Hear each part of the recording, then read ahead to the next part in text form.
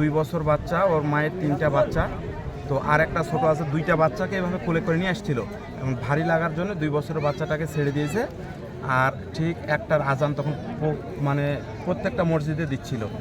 এই মতো অবস্থায় ওই বাচ্চাটা মা করে ডাকে ওঠে, পিছনে তাকায় দেখে যে বাচ্চা নাই।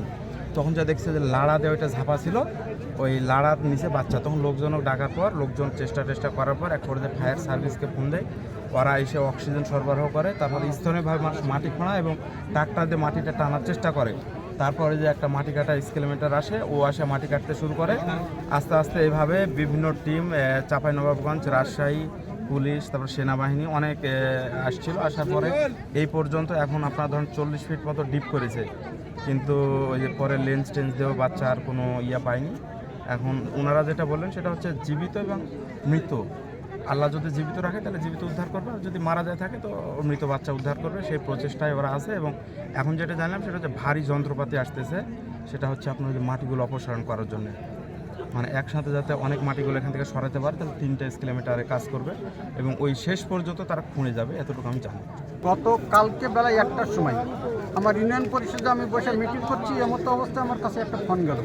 ফোনের পরে বলল যে আমার কোলে একটা মাসুম বাচ্চা বোরিংয়ের গর্তে পড়ে গেছে। তখন আমি ওই ফায়ার সার্ভিসে অবহিত করি, ফায়ার সার্ভিসের লোকজন আসছে, আমরাও আসছি। কাল থেকে এইভাবেই তারা খুবই করছে বাচ্চাটাকে উদ্ধার করার জন্য, কাজ চালাচ্ছে। আমরাও সারা রাত্রি আছি এবং এ পর্যন্ত কোনো আমরা সুরাহা করতে পারি। এলাকাবাসী চাচ্ছে যে বাচ্চাটা আল্লাহ পাক যেন ভালো রাখে এবং উদ্ধার করতে পারে এবং মায়ের কোলে যেন জমা দিতে পারি, এটাই এলাকাবাসী চাচ্ছে। ঘটেছিল আর আপনি কিভাবে খবর পাই? দেখছি বাবা, লোকজন আসছে, ওই সবখানে আমরা এসে ওটাই দেখেছি, ছাল পড়ে গেছে ওর মধ্যে। একটু কি বা কাল থেকে দেখছি, তাই তো আর আমরা আর কিছু বলছি না, মায়ের সঙ্গেই আসছিল। উদ্ধার লাগছে না? হ্যাঁ, উদ্ধার করছে, প্রশাসনের আসছে, চেষ্টা করছে। এ পর্যন্ত ছাল তো উদ্ধার হয়নি, দেখা যায় কি হচ্ছে। আমরা অনেক দূর থেকে আসছি, শুনছি বাচ্চারা ওর মায়ের সাথে এখানে যাচ্ছিল, যাইতে লেগে পিছন দিক ঘুরে তাকায় ওর মা দেখছে বাচ্চাটা নাই, বাচ্চাটা ওর মধ্যে বলে মা বাঁচাও বাঁচাও করে চিৎকার করছিল।